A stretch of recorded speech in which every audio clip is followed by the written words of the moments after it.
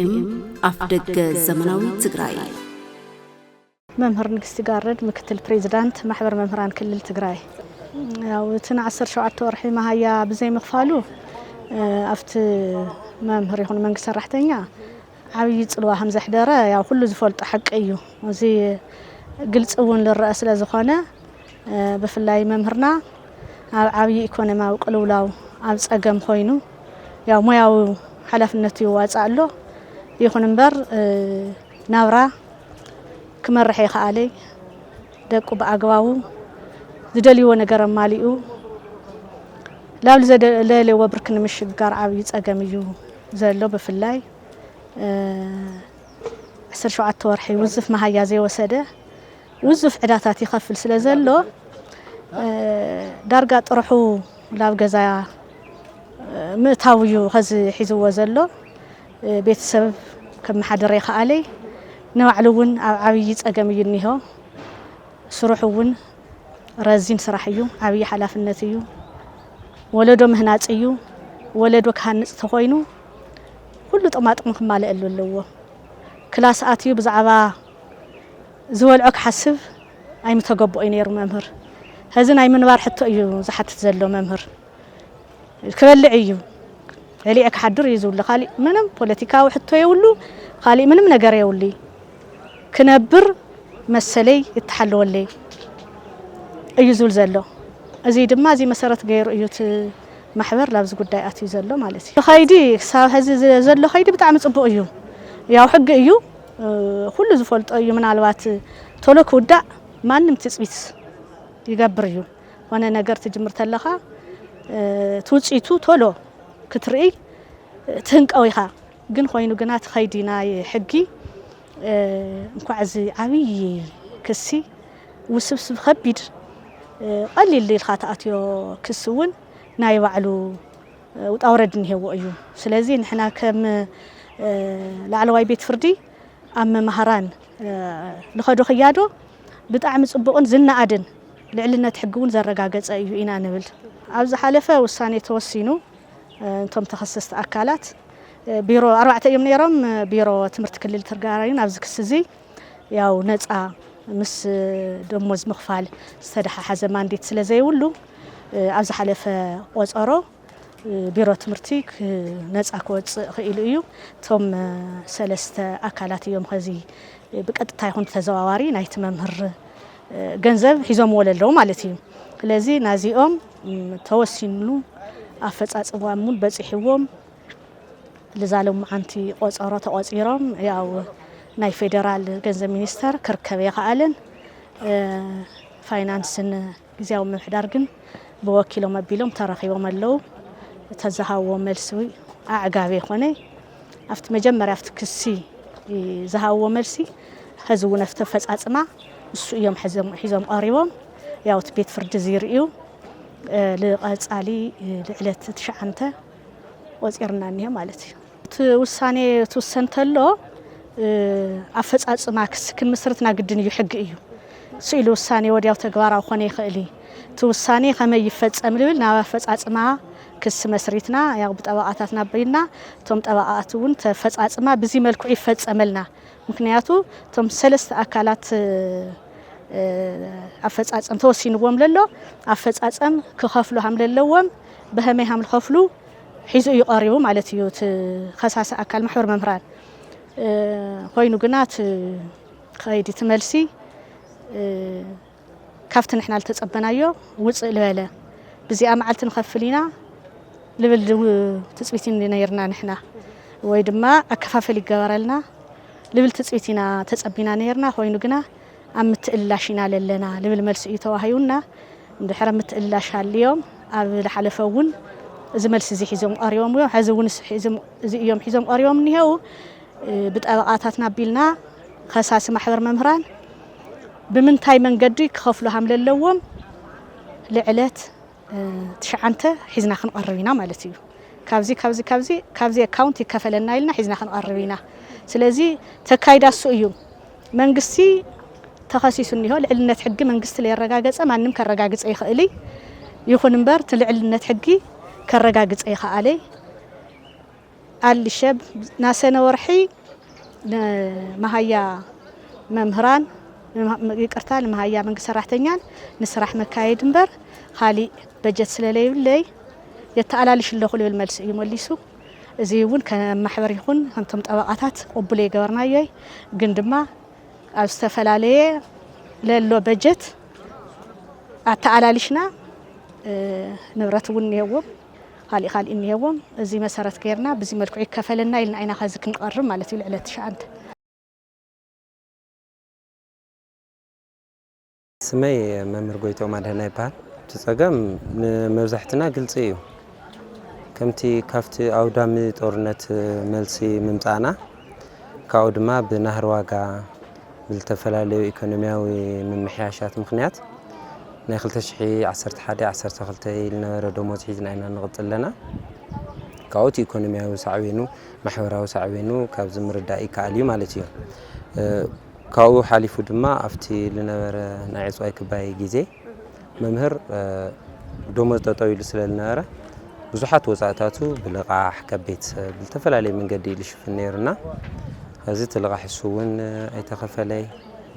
ናባዕሉ ማሕበራዊ ዝኾነ ጽዕንቶ ነይዎ ኢኮኖሚያዊ ጽዕንቱ ድማ ከዚ ያው ከም ሰብ ኮይንኻ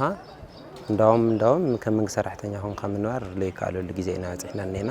ናህር ዕደጋለ ብጣዕሚ ከቢድ እዩ ናይ ምግዛእ ዓቕምና ልተዳኸመ እዩ እና ጽዕንቱ ብጣዕሚ ዓብዪ ልብል ባይዘወይ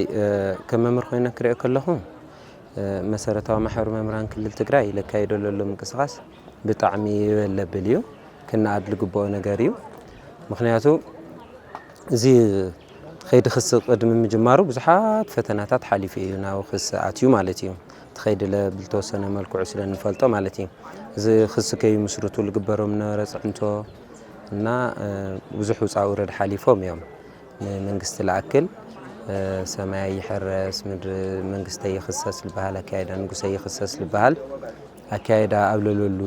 ግዜና ሰዓት እዩ መጀመርያ ግዜ መንግስቲ ብማሕበር መምህራን ክልል ትግራይ መሰሉ ንክሕብር ናይ መምህራን ኢሉ ተኸሰሰ ማለት እዩ ስለዚ ኣነ ንኣመራርሓ ማሕበር መምህራን ክልል ትግራይ ልለዓለ ናኣዳን ክብርን እኒአኒ ካብኡ ድማ ሕጊ ተኸቲሎም ነቲ ማሕበር ብጥብቅና ጠጠው ኢልና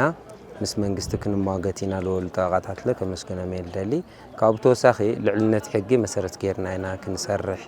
ኢሎም ነቲ ናይ ፍትሒ ስርዓት ብርሃን ልፈንጠቑ ዳያን ይኹኑ ካልኦት ሰራሕተኛታት እውን ከመስግን ይፈቱ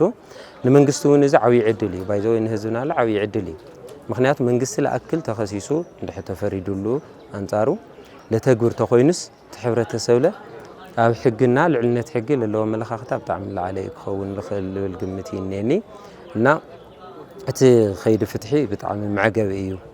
ብጣዕሚ ጽቡቕ እዩ ኣካይዱ ያው ንብዙሕ ግዜታት ምስ ለለና ችግር ቆፀሮ ብምዙሑ ጸገማት ብምድርራው ምክንያት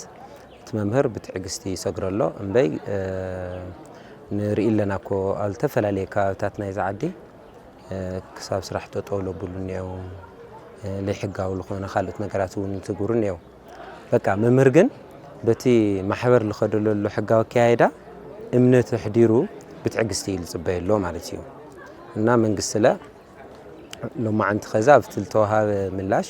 ናይ መንግስቲ ምላሽ መዕገባ ይኾነ ከም መጠን መንግስቲ ብኸመይ መንገዲ ክኸፍል ከም ልግብኦና ብኸመይ መንገዲ ከፈጽሞ ከም ልግብኦ ይቀርብ ነይርዎ ግን ሲልካ ስላቂ እዩ ማለት ካብ መንግስቲ ለይትጽበዮ ንሕና መንግስቲ ከምዚ ትጽቢተይ ንገብሪ ከም መንግስቲ ማለት እዩ ጊዜያዊ ይኹን መደ ስሩዕ መንግስቲ ክሳብ ዝኾነ ግዜ ኣብ ስልጣን ክሳብ ተቐመጠ ግዜ ለጋጥሙ ማሕበራዊ ፖለቲካዊ ኢኮኖሚያዊ ኩነታት ወይም ጸገማት ብትኹረት ርእዩ ክፈትሕ ነይርዎ ስለዚ መምህራን ማሕበር ልመስረቶ ከይዲ ክሲና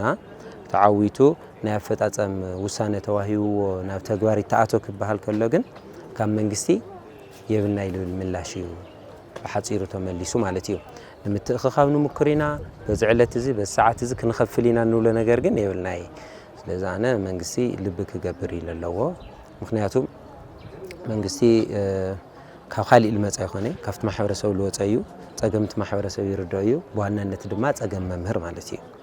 ስለዚ መምህር ማለት ኣነ መምህር ስለልኾንኩ ከይኾነ ትምህርቲ እንድሕ መምህር ሃልዩስ ትምህርቲ ብኣግባቡ ይቀላጠፍ እዩ ውላዱና ድማ ኣብ ትምህርቲኦም ልዑሉ ዝተፈላለዩ ማሕበራዊ ኢኮኖሚያዊ ጸገማት ብትምህርቲኦም ክቕረፉ ዝኽእሉ እቲ ስለዚህ ናይ መምህራን ጸገም ካብ ልቢ ጸገም ምዃኑ ተረዲዩ ንፍታሕለ ድሉ ክኾን ልግባኦ መንግስቲ ልብል እምነት ይለለን መምህር ልዕልቲ ገረ መስቀል ይበሃል ካብ ዓድኻ ካልኣይ ብርኪ ቤት ትምህርቲ ናይ መምህራን ማሕበር ኣቦ ወንበሬ ያው ትጽዕንቶ ኢኮኖሚካል ጽዕንቶ ዝሕደረ እዩ ምክንያቱም ኣብ መነባብሩ ከቢድ ጽዕንቶ ዝሕደረ እንትኸውን በቃ እቲ ናይ 17 ወርሒ ይቕረ ናይ ሓደ ወርሒ እውን ኛ ኢኮኖሚካል ዘምጽኦ ጻቕጢ ብጣዕሚ ዝለዓለ እዩ ስለዚ 17 ወርሒ ዘይተኸፈሎ ምጽንሑ ነቲ መምህር ይኹን ነቲ ካልእ ሰራሕተኛ ብጣዕሚ መሸገራ ኩነታት እዩ እና ከቢድ እዩ ንምባል ዝኣክል እዩ ናይ ሕዚ ክያድ ብጣዕሚ ጽቡቕ እዩ ምክንያቱም መምህራን ክልል መምህራን ማሕበር ብዝገበሮ ጻዕሪ ብዙሓት ክያደታት ተኸይዱ እዩ ነዚ እውን ትንሪኦ ዘለና ውጽኢታዊ ምክንያቱም ስራሕ ኣቋሪጽካ ዜጋታት ምግዳእ ዘይኮነ ሕግን መሰረት ጌርካ ብሕጊ ተዳኒኻ ትክክለኛ ውሳነ ንምርካብ ዝግበር ዘሎ ጽቡቕ ኣካይዳ እየ ይዝሉ ዋላቲ ውሳነ እንተደንጎየ ተካይዳ ግን ብጣዕሚ ጽቡቕ ዝናይ ሎማዓንቲ ነበረ መገባእያ ክኸውን ዘይነበሮ እዩ ምክንያቱም እቶም ተኸሰስቲ ኣካላት ብቁዕ ውሳነ ሒዝካ ብዘይምምጽኡ ካልኣይ ተለዋጢ ቆጸሮ ተዋሂበሎ ማለት እዩ ስለዚ ክንሪኦ ኢና ኩነታት ከምዚ ክነስተኻኽል ኢና ሰባት ውሳነ ተኣሽሙ ኮሚቴታት ተደራጀመለው ንስታት ከም ኩነታት ርኢና ዝበሃል ነገር ከም ኩነታት ይኮነ ዝጸገም ንሒዘ ይኮነ ዝጸገም ጸንሐ ጸገም ትጸገም ርኢኻ መፍትሕታት እንዳቐመጥካ ኢኻ ትኸይድ እንኳን ክሰይታ በፂሑ እኳ ተይተኸሰስካውን ትጸገማት ርኢኻ ኢኻ መፍትሕታት ተቐምጥ ብዝኾነ እቲ ካብ ተኸሳሲ ዝመጸ መልሲ ይዕጋቢ ከም ዘይኮነ እና እቲ ላዕለዋይ ቤት ፍርዲ ዝውስኖ ዘሎ ዝኸዶ ዘሎ ክያዶን እቲ መምህራን ክልል መምህራን ማሕበር ዝኸዶ ዘሎ ጻዕርን ዝለዓለ ክንኣድ ዝግብኦ እዩ ሕዚ እውን ትጽቢትና እቶት ተሳእነ እቶት የለን መንግስቲ ግብሪ ይክበሎ መሰረተ ልምዓት ይሰርሐሎ እና እንኳን ናይ መምህራን ንኩሉ መንግስት ሰራሕተኛ ዝኸውን ባጀትስ ኣይሰኣነ በቃ ተበግሶ ብዘይምህላው ይባል እዚ ስለ ዝኾነ ሕዚ እውን ትዝሃወሎ ማዓንቲ ንቐጻሊ ይተፈጻጸም ኣብ ብጽቡቕ ደረጃ ተፈጺሙ ተጠቀምቲ ክንከውንና ዝብል እምነት ይዘለኒ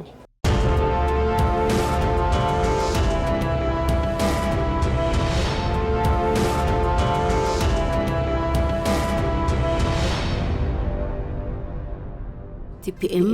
ኣፍደገ ዘመናዊ ትግራይ